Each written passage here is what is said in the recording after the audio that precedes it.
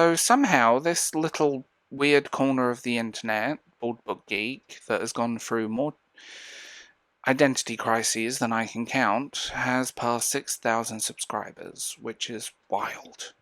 Not quit your job wild and buy a boat wild, but wait, people are actually watching this again. Wild.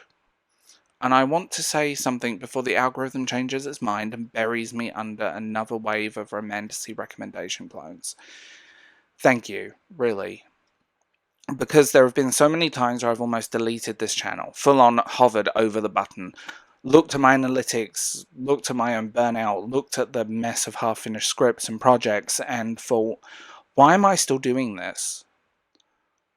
But I didn't delete it, and somehow 9 years of content, 9 years of shifting niches, trying things, hiding old videos, and pretending to be someone more digestible than I actually am, and now there are 6,000 plus of you, and for once I'm not nitpicking what I should post next, or what I should be making.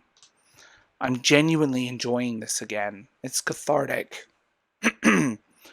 Please forgive my voice, I have a bit of a sore throat, as you can probably hear. So this is kind of a reintroduction, a catch-up, a little honesty mixed with some gratitude and a dash of chaos, which, if you've been here for a while, it's basically my brand at this point. So if you're new here, you missed the BookTube era. There are very few of those early videos public, for good reason. But I look back at some of them and think, oh, you innocent boy. Back in the day, I made content all about books.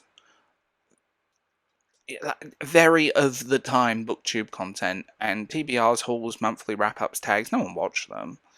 But I tried to keep to the trends, even when it made me want to gouge my eyes out with a hardback copy of A Throne of Glass. There was a lot of smiling, a lot of enthusiasm I didn't always feel, and lots of pretending that I didn't have opinions that might get me labelled as negative, even if my positive opinions got me labelled as negative. Some of it was very good.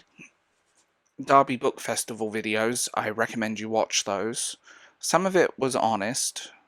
Most of it felt more performance-y than it should, even if it was honest. And I won't lie, I've definitely lost a few pounds since some of those early videos, which is nice. And then I pivoted or spiraled, or depending on the day, both, into what this is now. And a few people have asked me that, and the answer is, I talk about stuff. That's it, that's the channel. More specifically, I do commentary on books, writing, publishing, the mess that is internet book culture. Sometimes I review books, the good, the bad, and the disasters. Sometimes I talk about movies and TV shows. Sometimes I dive into weird rabbit holes about indie publishing that broke my brain, or way certain online writing communities feel like cults with Canva Pro subscriptions. It's honest, it's messy, and it's very me. So, and I still don't know what this channel is exactly. But I know what it isn't. I'm not trying to go viral, I'm not pretending everything is fine when it's not. And I'm not interested in pretending that burnout or failure or creative pivoting makes you any less of a creator, because sometimes you just have to do things for you, right? So let's take the mask off. Or rip the band-aid off with a hairy arm, because that hurts. Towards the end of last year, life kind of crashed. I had health problems. Starting a few years ago now, but not quite better, but definitely improved. There was personal stuff, family tragedy, emotional exhaustion, and I had a moment where I feel like I stood in front of a mirror and not recognized that person looking back at you. I recorded a ton of videos and I watched them back and I'm like, who is that guy? Because I wasn't just tired, I was tired of pretending. When you make content for so long, you start to build a version of yourself that's palatable, that's brand safe, that's algorithm approved. A residual self-image, to borrow a phrase from the Matrix. You're still you, technically, but the rough edges are sanded off. sharpened into something aesthetically marketable and sometimes monetizable. And at some point I realized I don't like that version of me. I don't trust him. I don't want to keep performing him, so I stopped. And I started making the content I actually not just wanted to make, but stuff I'd sat on for years, stuff I wanted to talk about. No fake hype, no more nice neutral takes that still got me labelled as negative to stay out of drama, no more pretending to love a space that wasn't loving me back. And the strange part is, that's when you guys started watching. And I don't get it. I find myself boring. I hate the sound of my own voice. That's being honest. Here's the part that might actually surprise people. The original goal of this channel was to build a platform to publish a book, do the indie author thing, have the hustle, live the dream, but over time, I realized that dream, it's not mine anymore. The indie publishing world burnt me out. The pressure, the algorithm chasing, the awkward friendships built on fake support and quiet competition. I gave it everything I had, and it gave me depression and anxiety, and a very expensive education in disappointment. So I walked away from the dream, and yeah, that might sound depressing, but honestly it was the best decision I've made in a long time. Sometimes letting go of a thing you thought would define you is exactly what sets you free.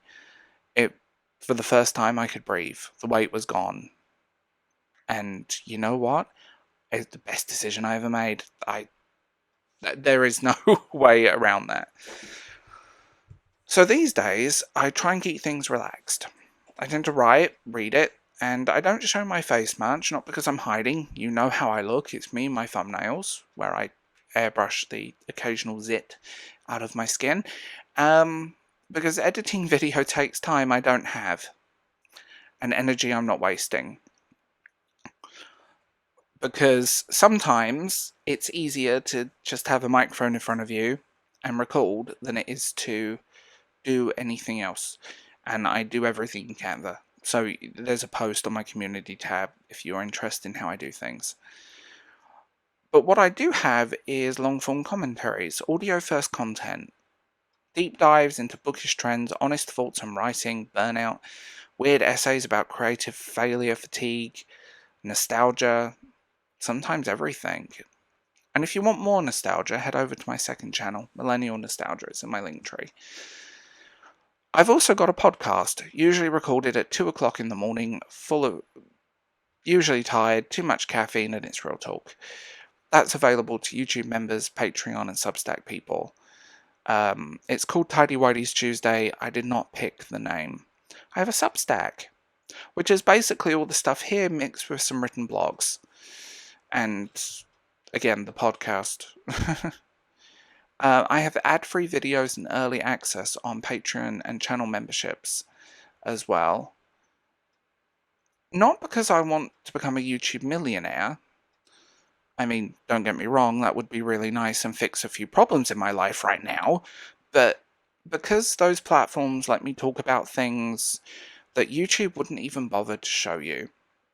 Which is frustrating, if you want the honest truth. Because there's a lot I want to talk about that I can't talk about. Because if I made that video, it would get 5 views, and then it would just be a roll-on effect, and YouTube would punish me. So that's it. So, if you're one of the many new faces here lately, hi, I'm glad you found my channel. It's weird, inconsistent, unpolished, and often fueled by too much caffeine and creative fatigue, mixed with ADHD.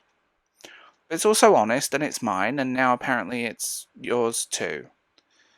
And to the ones that have stuck around all this time, through the phases, the pivots, the quiet months, the half-finished projects, thank you. Seriously, your support means more than I can say. Thank you for 6,000 plus people. And I know that's not a big deal. I know. But it's nice knowing people are actually interested. So let's keep making something real. Let's just be honest and, hi. Welcome to the real version of me.